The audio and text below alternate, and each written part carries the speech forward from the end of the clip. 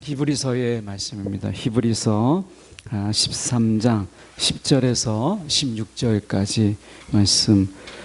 신약 성경으로 보실 분은 신약 성경 368쪽의 말씀, 히브리서 13장 10절에서 16절까지 말씀 제가 봉독해 올립니다. 우리에게 제단이 있는데 장막에서 섬기는 자들은 그 제단에서 먹을 권한이 없나니, 이는 죄를 위한 짐승의 피는 대제사장이 가지고 성소에 들어가고 그 육체는 영문 밖에서 불사름이라. 그러므로 예수도 자기 피로써 백성을 거룩하게 하려고 성문 밖에서 고난을 받으셨느니라. 그런즉 우리도 그의 치욕을 짊어지고 영문 밖으로 그에게 나아가자. 우리가 여기에는 영구한 도성이 없으므로 장차 올 것을 찾나니, 그러므로 우리는 예수로 말미암아 항상 찬송의 제사를 하나님께 드리자. 이는 그 이름을 증언하는 입술의 열매니라. 오직 선을 행함과 서로 나누어 주기를 잊지 말라. 하나님은 이 같은 제사를 기뻐하시느니라. 아멘. 오늘 이 말씀 가지고 교회 밖에 세운 교회라는 제목으로 함께 말씀을 나누길 원합니다. 우리가 교회라고 하는 것이 무엇인가라고 하는 이 부분에서 우리가 한마디로 이야기하면 교회라고 하는 것은 하나님을 만나는 곳, 그것이 교회고, 결국 하나님을 만나다 보니까 하나님의 자녀들을 만나게 되는 그것이 교회다. 그러니까 하나님을 만나는 바로 그것이 교회다. 이렇게 우리가 말씀할 수 있죠. 주중에 제가 이제 기도원을 갔다 오는데 그 기도원에 이 고등부가 한 팀이 들어왔더라고요. 한 22명, 3명. 그래서 의정부에 있는 교회인데 그 교회에서 고등부 수련회를 온 거예요. 근데 전날에 저녁에, 제가 들어간 날이 이제 아마 그 수련회 전날인데, 그 전날 저녁에 먼저 온 이제 찬양팀이 찬양 연습을, 그때가 좀 늦은 시간에 한 11시, 12시인데 찬양 연습을 하고 있더라고요. 근데 그 찬양 연습하는 것을 이제 제가 이제 직접 뭐 관여하거나 아니면 준비하거나 이런 게 아니잖아요. 그러니까 좀 한 발짝 물러서서 준비는 어떻게 되고 있나 뭐 이렇게 하는데, 악기를 이제 어떻게 보면 테스트하고, 악기를 테스트도 하고 뭐 악기도 맞춰보고 막 이렇게 하고 있는 거예요. 그렇게 하면서 이제 찬양을 거의 막 12시 반 뭐 이렇게 이제 찬양 연습을 하는지요. 근데 이제 그렇게 하는데 제가 은혜를 받은 거예요. 그러니까 제가 은혜를 어떻게 받았나 보니까, 제가 거기서 만약에 있었다면 음이 틀렸는지 맞았는지부터 시작해서 어떤 곡을 할 건지, 이제 일이잖아요. 그 찬양 자체가 또 하나의 일이 될 수 있는데, 저는 이제 그 팀하고 전혀 상관없는, 그냥 기도원에 이제 제가 이제 기도하러 왔으니까 그 팀과는 전혀 상관없이 그냥 듣기만 하는 거고 보기만 하는데, 거기에서 임하는 은혜가 있더라고요. 그래서 그런 생각을 해봤어요.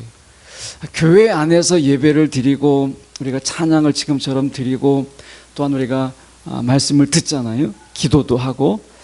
그런데 예배하는 중에 예배가 없었구나, 기도하는 중에 기도가 없었고 찬양하는 중에 찬양이 없었다 라는 생각이 들었어요. 여러분 어떠세요? 우리가 예배하는 중에 정말 여러분 예배가 있고, 지금 기도하는 중에 여러분이 기도가 있고, 찬양하는 중에 정말 찬양이 있습니까? 어쩌면 우리가 이 일상이라고 하는, 지금 이 애굽 출애굽한 이스라엘 백성들이 이제 얼마 안 되거든요. 그런데 그들이 홍해바다의 갈라짐, 그리고 그 마른 땅을 건너왔다라고 하는 이 사실을 그렇게 빨리 잊어버릴 수가 없어요. 예. 그 단 3일 만에 그들은 마라에 이르렀는데 홍해바다의 그 갈라짐, 그 홍해바다가 갈라지고 나서 모세가 노래 부르고 미리암이 노래 부르고 온 백성이 노래했던 그 노래가 3일을 못 갔어요. 사흘 만에 도착한 마라에서 그들은 마실 수 없는 물 때문에, 이 타는 목마름 때문에 하나님께 불평하고 원망했어요. 그러니까 똑같이 장소만 바뀌었을 뿐이에요. 우리가 애굽이라고 하는 것은 무엇이죠? 하나님 없는 삶이죠. 애굽은 400년 동안 종살이는 하나님 없는 삶을 그들이 400년 동안 살았어요. 그러다가 하나님이 그를 건져주셔서 홍해바다를 건너게 함으로 인해서 하나님과 함께하는 삶을 살았잖아요. 그러면 이 애굽의 삶과 이 광야의 삶은 완전히 달라야 돼요. 하나님 없는 삶과 하나님이 있는 삶이 어떻게 비교될 수 있겠어요? 비록 광야라고 하는 그 척박한 땅이지만 하나님의 있는 삶과 없는 삶을 어떻게 그것에 비할 수가 있겠어요? 그런데 이스라엘에게 있어서는 광야는 어떤 곳이에요? 먹을 것이 없고 집이 없고 그리고 마실 물이 없는 바로 그런 곳이었어요. 하나님이 있다라는 사실은요, 그 순간 다 잊어버렸어요. 오늘 우리가 그렇게 살고 있는 것이 아닌가라는 생각이 들었어요. 자, 여러분, 우리가 예배를 드리는데 예배가 우리 가운데 하나의 매너리즘에 빠져서 이게 이제 반복인 거예요. 일상인 거죠. 또 하나의 일상이니까 이 예배를 드린다라고 하는 가운데 우리는 앞에 찬양의 가사가 띄워져요. 이 가사가 하나하나 내 마음을 실어서 찬양하기보다는 그냥 눈에 보이는 가사를 거의 읽는 수준이. 그러니까 입은 움직이는데 마음은 노래하고 있지 않는, 찬양하지만 찬양이 없는, 기도하지만 기도가 없는 그런 거죠. 그래서 그 기도원에서 찬양 연습하는 아이들을 보면서 솔직하게 얘기하면 이제 찬양이 그렇게 막 매끄럽게 잘하거나 그리고 막 연습이 막 탁월하게 이렇게 하는 건 아니었어요. 제가 볼 때는 연습이 덜 된 팀이 밤늦게 이제 어떻게 보면 이제 밤샘 공부를 하고 있는 거죠. 그런데 그 찬양이 저에게는 찬양으로 들렸어요. 하나님이 우리의 찬양을 이렇게 들으시는 것은 아닐까라는 생각이 들었어요. 여러분, 우리가 놓치고 있는 게 뭘까라는 생각을 한 번 정도 해보면서 우리가 말씀으로 들어가려고 합니다. 10절에 보면 이렇게 말씀합니다. 우리에게 제단이 있는데 장막에서 섬기는 자들은 그 제단에서 먹을 권한이 없나니 라는 말은 이것은 이제 속죄일의 묘사입니다. 대속죄일. 그래서 1년에 딱 한 번 지성소에 대제사장이 들어가는 속죄일인데 이 속죄일은 다른 어떤 제사와 차이점이 하나 있었죠. 이 차이점이 무엇이냐면 그 짐승의 피, 어떻게 보면 속죄제의 피는 성소로 가지고 들어가지만 대제사장이 가죽과 살과 그리고 기름과 똥은 이 살과 똥은 다 영문 밖에, 그 진영 밖에서 불살랐어야 돼요. 제단에서 불태우는 게 아닙니다. 그래서 레위기 16장 27절에 보면 속죄제 송아지와 속죄제 염소의 피를 성소에 들여다가, 대제사장은 속죄제의 제물인 우리가 송아지와 염소는 속죄제의 제물은 그 피를 가지고 성소에 들어가요. 그런데 가죽과 고기와 똥은 우리가 밖으로 내다가 불살래, 진영에다가 불태우는 게 아니라 완전히 진영 밖에서 불살랐어요. 이게 속죄제예요. 왜 이 모든 가죽과 모든 것을 다 밖에서, 진영 밖에서 불태웠는가? 우리가 진 안에는 제단에서 불태우지 않고 이 대속죄일 속에서 우리가 생각해 봐야 될 것은 이것은 죄 덩어리인 거예요. 고기 덩어리가 아니라 그냥 죄 덩어리예요. 가죽과 고기와 이 모든 것들이 고기 덩어리가 아니라, 먹을 수 있는 고기 덩어리가 아니라 이거는 죄 덩어리인 거예요. 그러니까 하나님께 나올 수가 없는 죄 덩어리. 그래서 진영 밖에서 다 불태운 거예요. 하나님이 그들에 대해서 거절되는 거예요. 하나님 앞에 나올 수 없는 거예요. 이것이 진영 밖에서 불태웠다. 이 속죄일의 제사의 방법이죠. 그래서 여러분, 우리가 원래 하나님 앞에서 죄 덩어리죠. 저와 여러분은 죄 덩어리예요. 죄 덩어리가 성공을 한다고 해서 깨끗해지는 게 아닙니다. 죄 덩어리가, 여러분, 우리가 큰 돈을 벌었다고 해서 죄가 깨끗해지는 건 아니에요. 그 죄 덩어리로 하는 모든 것들이 우리가 하나님 앞에서 우리를 거룩하게 하지 못해요. 죄 덩어리는 결국 불살라져야 돼요. 그래서 영문 밖에서 우리는 불태워지는 거예요. 예수님께서도 마찬가지로 오늘 말씀해 보니까 이렇게 말씀합니다.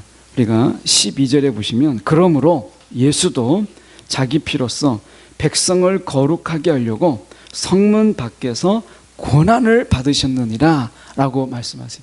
예수님께서 우리가 알다시피 종려주일이 되면, 이미 지나갔지만 우리가 종려주일을 기억해서 보면, 이제 이스라엘 백성들이 어떻게 했죠? 종려나무 가지를 꺾어서 호산나 호산나 외쳤고 예수님은 예루살렘으로 들어갔어요. 그럴 때 이 이스라엘 사람들은 예수님이 메시아이고 그분이 왕이시구나 하는 것을 알았어요. 그래서 호산나를 외친 거예요. 왕인 걸 알았기 때문에. 그래서 그들이 호산나를 외친 거죠. 그런데 예수님이 그들이 바라는 메시아, 그들이 바라는 왕이 되지 않았어요. 그래서 그들은 죽였어요, 예수님을. 근데 예수님이 어디서 죽었냐면 성문 안에서 죽지 않았어요. 철저하게 성문 밖에 골고다 언덕에서 예수님은 십자가에서 죽으셨어요. 이것은 무엇이냐면 예수님이 왕으로서 그들에 의해서 거절되었음을 말씀하고 있는 거예요. 예수님은 이스라엘에 의해서 철저하게 거절당하고 거부당함으로 인해서 성문 밖에서 죽으셨어요. 그분은 왕이셨어요. 왕이셨는데 그분을 왕으로 받아들이기를 원치 않았어요. 그들이 바라는 왕은 그런 왕이 아니었다라는 거죠. 자, 여러분, 누가 죄 덩어리로 사느냐, 죄 덩어리의 삶은 어떤 삶이냐, 예수님을 왕으로 모시지 않는 자의 삶이거든요. 모실 수 없는 거예요.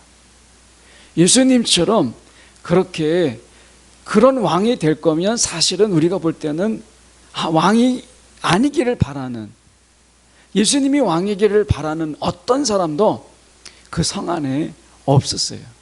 그래서 모두가 예수를 죽이라고 이야기했어요. 그런 왕은 필요 없다는 것이었어요. 섬기러 왔다, 섬김의 왕, 어떻게 우리의 죄를 사해 주시기 위해서 오시는 왕, 이것은 원치 않았다라고 하는 거예요. 그래서 사람들에 의해서 왕이 거절당해요. 그래서 결국 예수님은 성문 밖에서 십자가에서 죽으셨어요. 그래서 예수님은 여기서 말씀하시는 것처럼 성문 밖에서 고난을 받으셨느니라 라고 말씀하고 있는 것이죠. 자, 그래서요, 예수님을 따르는 자는 성문 안에서의 영광이 아니라 성문 밖에서의 치욕을 더 좋아하는 자예요. 이게 예수님을 따르는 자의 특징이잖아요. 그런데 우리는, 저도 가만히 생각해 보니까 성문 안에서의 삶을 훨씬 더 좋아하는 거예요. 성문 안에서의 삶을. 성문 밖에서의 치욕과 능욕, 모욕을 원치 않는 거죠. 자, 여러분, 우리는 이 교회 안에 와 있잖아요. 이 교회 안에서 예배라고 하는 것이 무엇일까라고 생각을 해보게 되면, 사실은 이 교회 안에서 예배는 하나님을 만나는 거예요. 하나님을 찬양하고, 우리가 이 순간에서 하나님이 없는 예배라고 하는 것은 아무런 의미가 없잖아요. 오늘 이 순간에는 우리가, 여러분, 이가 왜 나오셨어요? 한마디로 이야기하면 하나님을 만나기 위해서 나온 거예요. 그래서 주일 예배 이렇게 할 수도 있지만, 제가 하나님의 임재를 경험하는 예배라는 예배 타이틀을 굳이 포기하지 않는 이유가 예배의 본질이 여기에 있기 때문에 그래요. 하나님이 이곳에 임하시고 우리가 그 임하심을 경험하고 체험하는 것, 이게 예배라는 거거든요. 그것이 기도로, 찬양으로, 말씀을 듣는 것으로 이루어진다는 거예요. 또 예물을 드림으로 이루어지는 것이죠. 그러니까 이곳에서 앉아있는 순간, 앉아있는 모든 순간은 우리의 집중이 어디에 있다는 거예요? 하나님께 집중이 돼야 되고, 그 하나님을, 이곳에 계신 하나님을 내가 느끼고 경험하는 것이 중요하다는 거예요. 그래서 여러분, 이 순간은 여러분의 모든, 우리의 영적인 모든 감각이 다 하나님께 집중이 되는 시간이 바로 이 시간이라는 거예요. 이게 이제 예배잖아요. 그러니까 이 예배를 통해서 우리가 하나님께서 이 시간에 예배를 통해서 무엇을 경험하게 해요? 하나님의 영광을 경험하게 하는, 하나님의 임재를 경험하게 하는 거예요. 임재. 그게 십자가를 지는 거죠. 예수님께서요, 성 안에 들어오셨을 때, 입성하실 때 모든 자들이 왕이라고, 예수님을 왕이라고 호산나를 외쳤어요. 그리고 그 십자가를 지고 성문 밖에서, 영문 밖에서 십자가에서 죽으셨다는 거죠.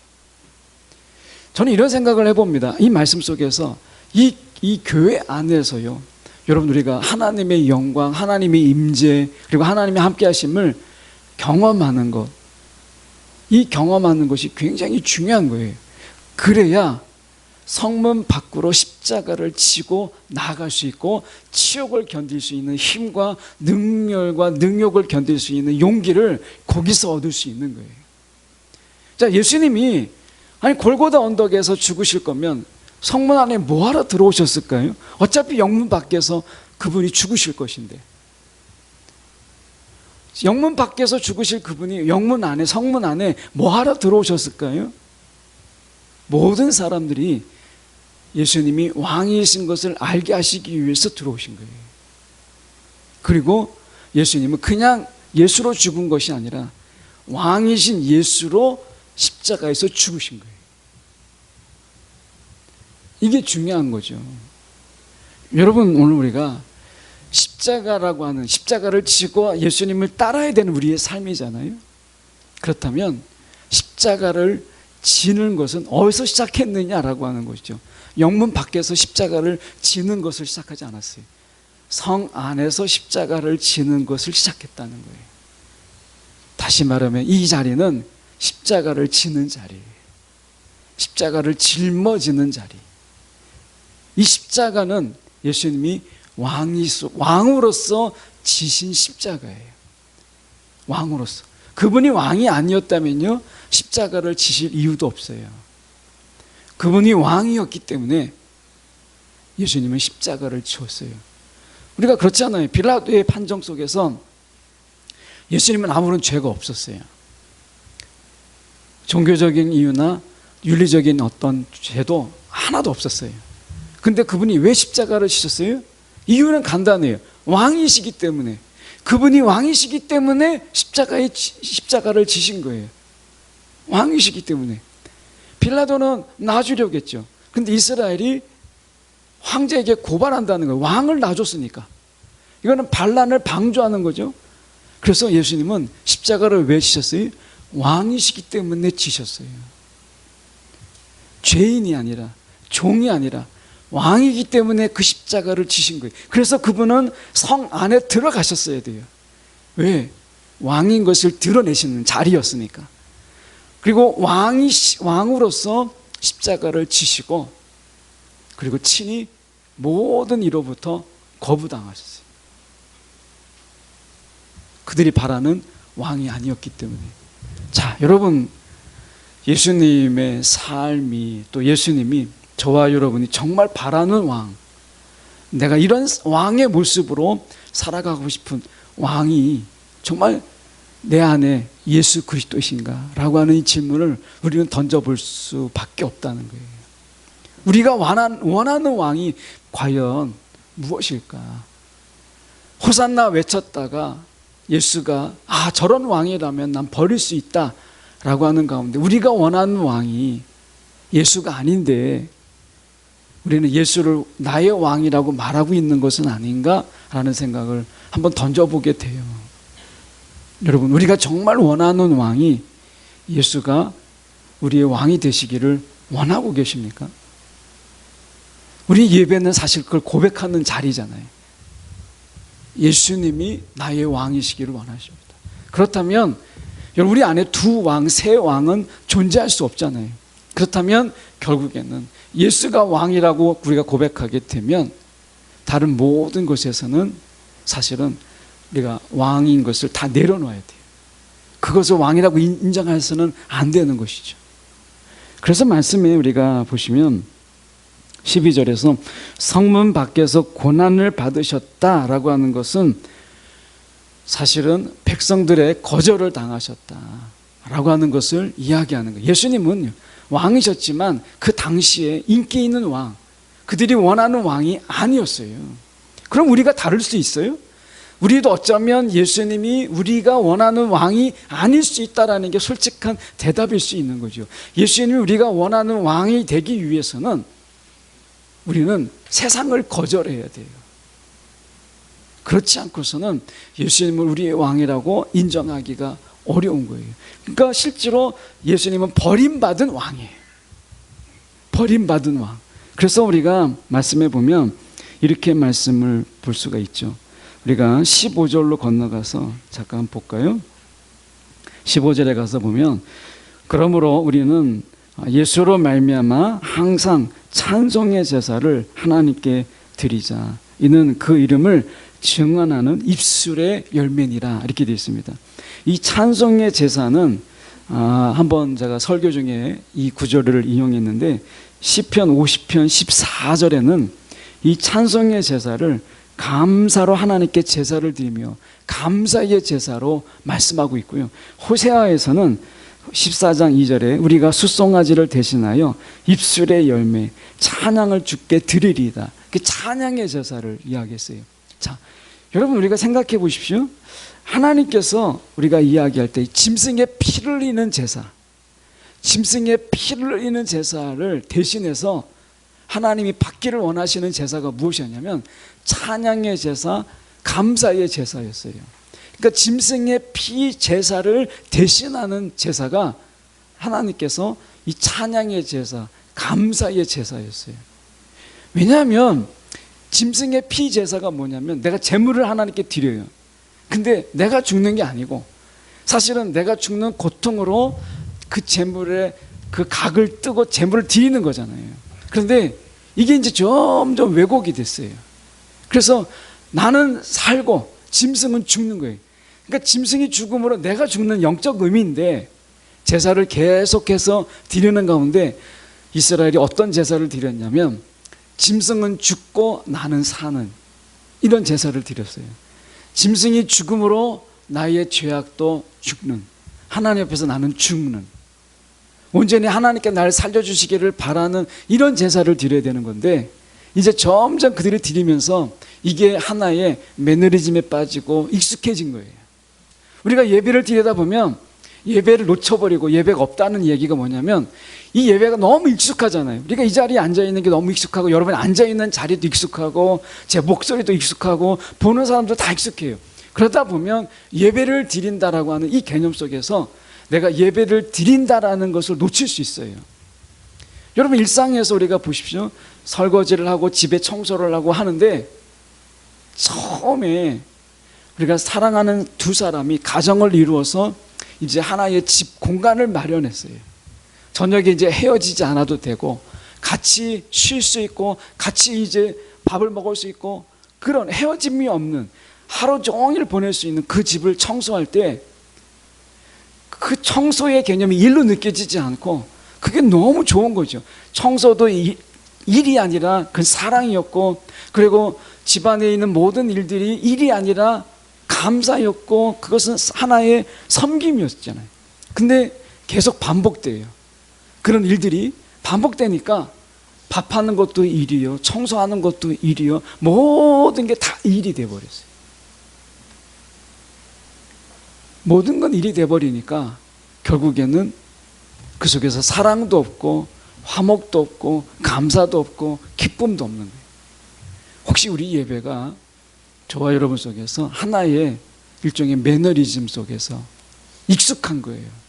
그러니까 예배다 라는 느낌이 별로 없는, 그럴 수 있거든요. 여행을 하는 이유라는 책을 쓴 작가가 있습니다. 그 책을 한번 제가 읽어보니까 여행을 하는 이유, 여러 이유가 나오더라고요. 근데 여행을 하다 보면 잃어버린 나를 찾는다는 거예요. 여행을 하는 이유, 잃어버린 나를. 일상에 파묻혀서 막 내가 생활을 해요.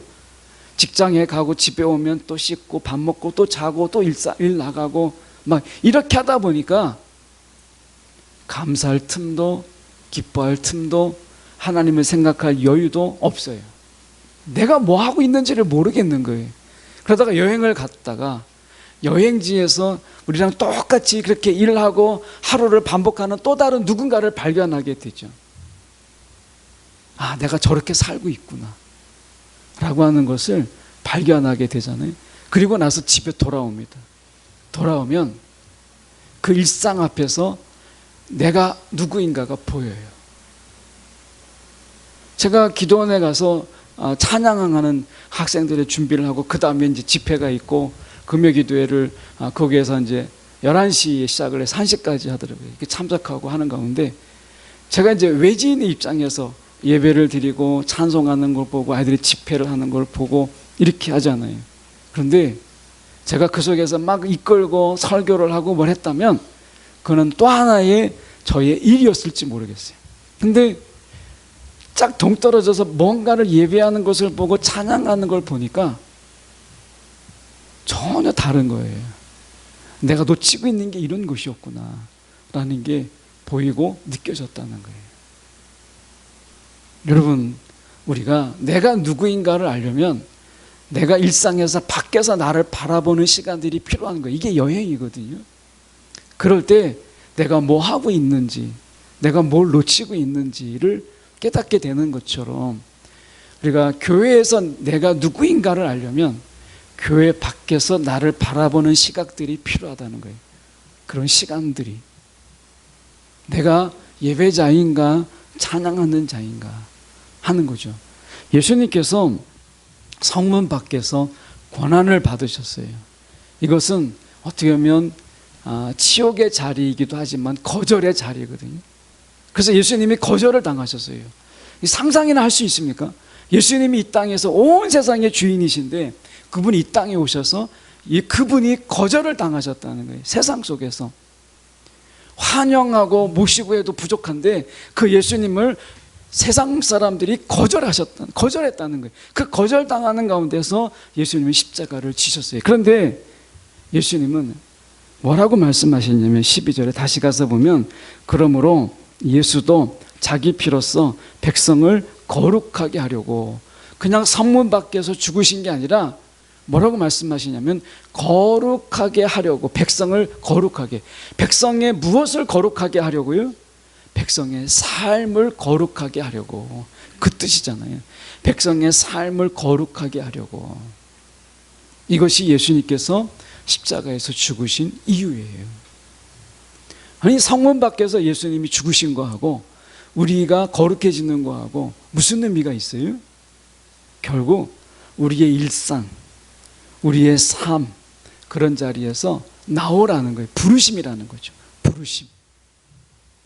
그래서 말씀에 우리가 보면 이런 말씀, 잘 알고 있는 말씀인데요, 이런 말씀이 있습니다. 출애굽기 33장 7절에 보면 이스라엘 백성이 진을 칠 때마다 모세는 장막을 거두어 가지고, 이스라엘 백성이 이제 진을 쳐요. 그런데 모세는 따로 장막을 거두어 가지고 진 밖으로 나가 진에서 멀리 떨어진 곳에 그것을 치곤 하였다. 모세는 그 장막을 주님과 만나는 곳이라고 하여 회막이라고 하였다. 이때부터 여호와를 찾을 일이 생기면 진영 밖에 이 회막으로 가곤 했다.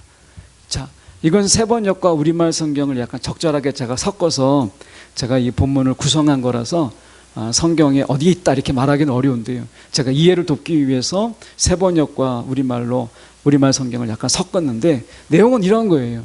자, 장막을 칩니다. 진영을 구성을 해요. 그런데 모세는 따로 자기의 장막을 진 밖에다가 두었어요.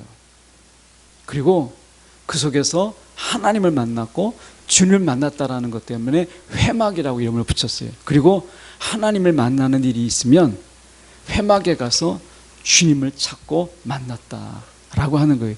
진 밖에서 하나님을 만났다라고 하는 거예요. 진 안에 있으면 이 모세조차도, 자, 영적인 지도자인 모세도 진 안에 있다 보면 진 안에 있는 사람과 동화되고 진 안에 있는 사람과 같아지게 되고 진 안에 있는 사람과 같이 하나님을 불평하고 원망하게 되는 똑같은 사람이 되는 거예요. 모세가. 그러니까 어떻게 됐냐면 이 모세는 진 밖에다가 자기의 장막을 두고 하나님을 만날 때는 이 진 밖에 나와서 하나님을 만났어요. 그것을 회막이라고 했다. 이름 붙였다라는 거예요. 회막. 오늘 우리에게 이런 시간이 필요하다는 거예요. 우리에게. 여러분, 하나님을 만나기 위해서 어쩌면 우리가 우리의 삶의 자리 속에서 교회 안이라고 하는 곳은 하나님의 임재를 경험하고 하나님의 영광을 경험하고 체험하는, 오늘 정말 예배가 있고 찬양이 있는 그런 귀한 곳이죠. 기도가 있는.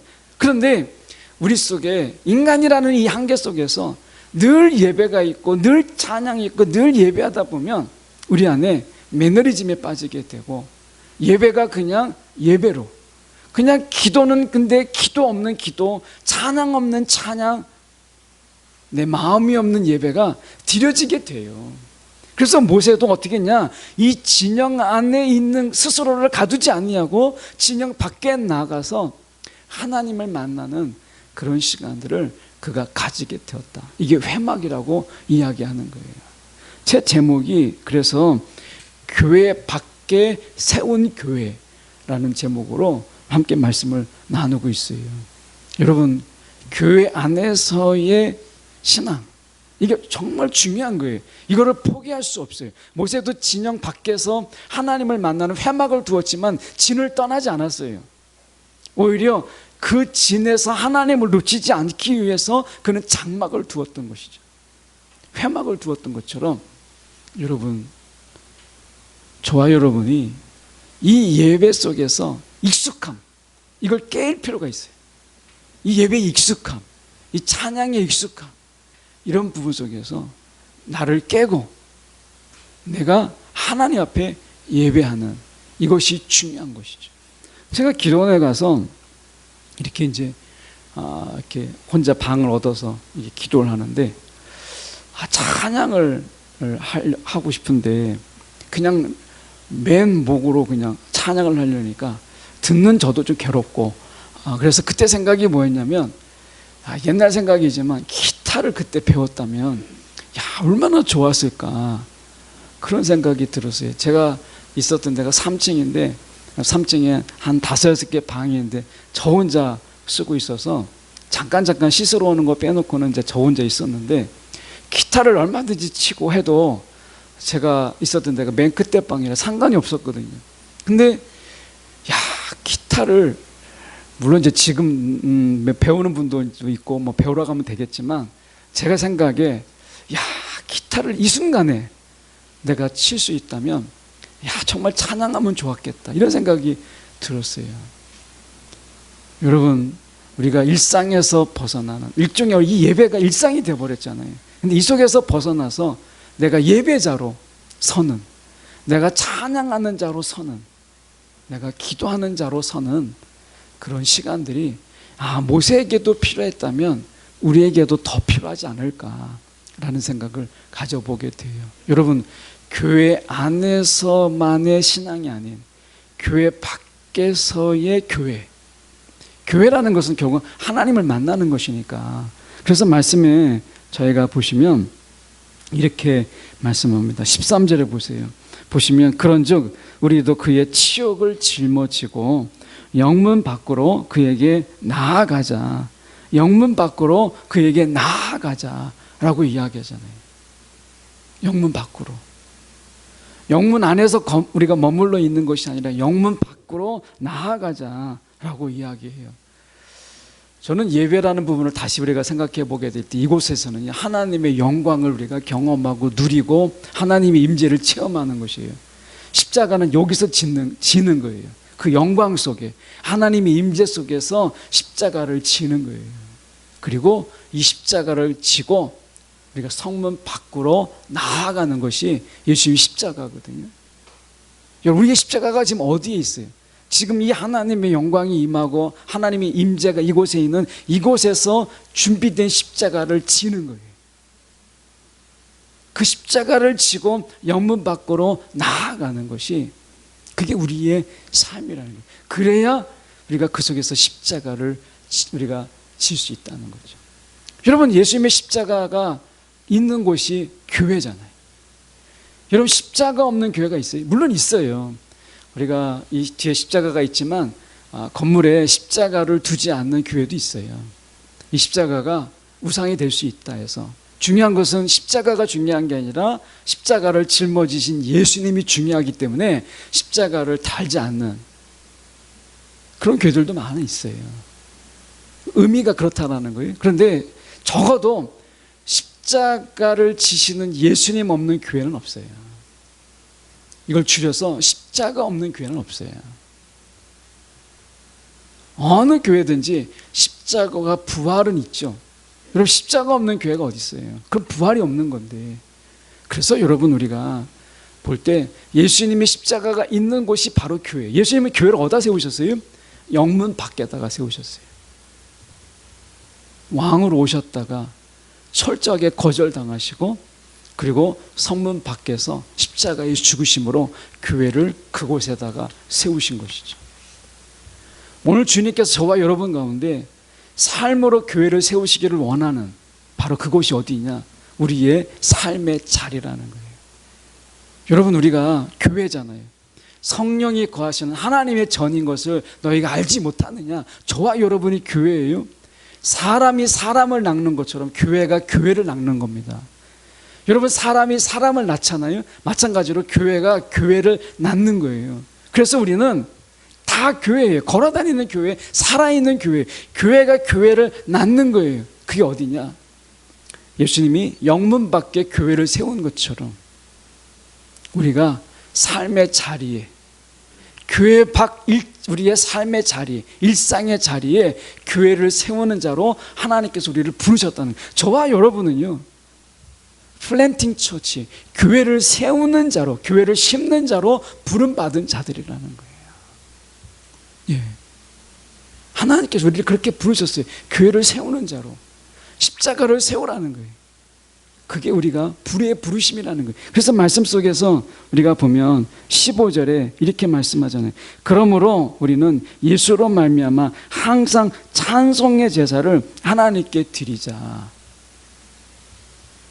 여러분, 교회를 세우는 자의 특징이 무엇이냐? 찬송이 있다는 거예요. 찬송. 이 찬송하는 마음을 가진 자가 나타나는 특징이 두 가지가 있어요. 그게 16절에 하나는 선을 행하는 것이고 하나는 나누어 주기를 잊지 않는 자예요. 이게 어디서 나타나죠? 사도행전 교회에서 나타나죠. 사도행전. 그들이 그동안에는 우리가 회당이라는 것이 있었고 뭐 성전이라는 게 있었는데 그 모든 것 밖에 새로운 교회를 사도행전 교회 속에서, 사도행전이 뭐예요? 교회의 시작이 사도행전에 나타나잖아요. 그 교회의 시작이 어디서 있었어요? 기존에 있는 것에서 시작되지 않았어요. 그 교회를 세움으로 인해서 무슨 일이 생겼어요?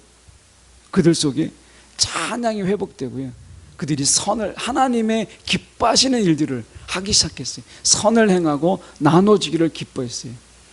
근데 하나님께서 이 말씀을 16절 하반절에 보면 하나님은 이 같은 제사를 기뻐하시느니라 라고 얘기했어요.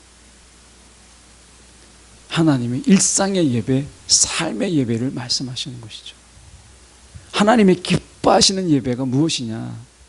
우리 가운데 찬양 중에 선을 행하고 나눠주기를 그치지 않는 이런 예배, 이게 살아있는 예배고 이게 실상의 예배잖아요. 우리가 예배 드리는 이유가 뭐겠어요? 예배 드리는 이유, 하나님을 만나서 우리가 하나님처럼 살아가는 것. 하나님을 왜 만나요? 그 하나님을 만남으로 인해서 우리가 하나님처럼 이 세상을 살아가고자 하는 것, 이것이잖아요. 이게 하나님이 기뻐하시는 예배라는 것이죠. 저와 여러분이 다 부름받았어요. 교회를 세우라고. 그래서 먼저 우리를 교회 삼으시고 교회 삼으신 하나님께서 우리를 교회를 낳는 자로 부르신 거예요. 어디에다가? 우리 일상의 자리 속에서 교회를 세우라 말씀하신 것이죠. 저는 말씀 속에서 우리가 보면 13절의 말씀으로 다시 한번 제가 정리하고 싶은데요. 그런즉 우리도 그의 치욕을 짊어지고, 인정받지 못하는 치욕이잖아요. 예수님이 왕으로 오셨는데 예수님이 인정받지 못하고 사람들에게 버림을 당하고 사람들에게 거절을 당하는 거예요. 이게 치욕 아니겠어요? 그의 치욕을 짊어지고 영문 밖으로 그에게 나아가자.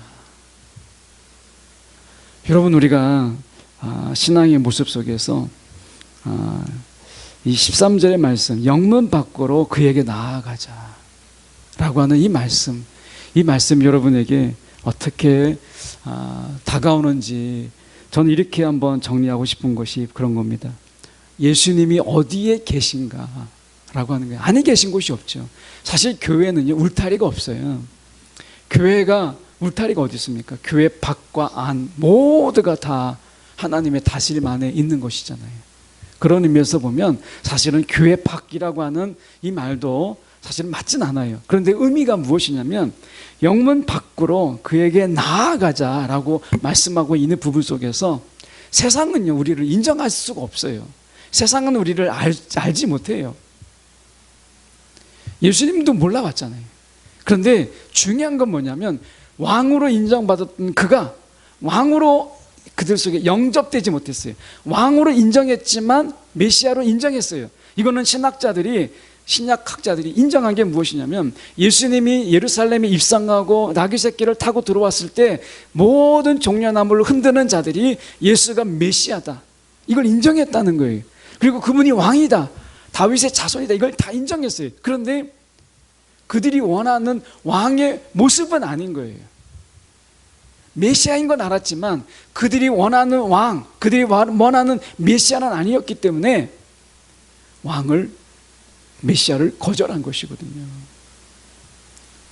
근데 우리가 내려놓음이라는 이야기를 정말 많이 하잖아요. 여러분, 우리는 왕을 선택할 선택권이 우리 가운데 없어요. 그분이 우리의 왕으로 오셨으면 우리는 그분을 영접해야지, 그분이 내가 원하는 왕이 아니다 해서 거절하고 또 다른 왕을 달라고 요구할 수 있는 권한은 저와 여러분 가운데 없어요. 그건 교만이에요. 그건 오만이에요. 이스라엘은 그래도 된다고 생각을 한 거예요. 우리 가운데 오실 왕은 단 한 분밖에 없어요. 예수 그리스도. 그게 마음에 안 들어도 그분이 우리의 왕이신 거예요.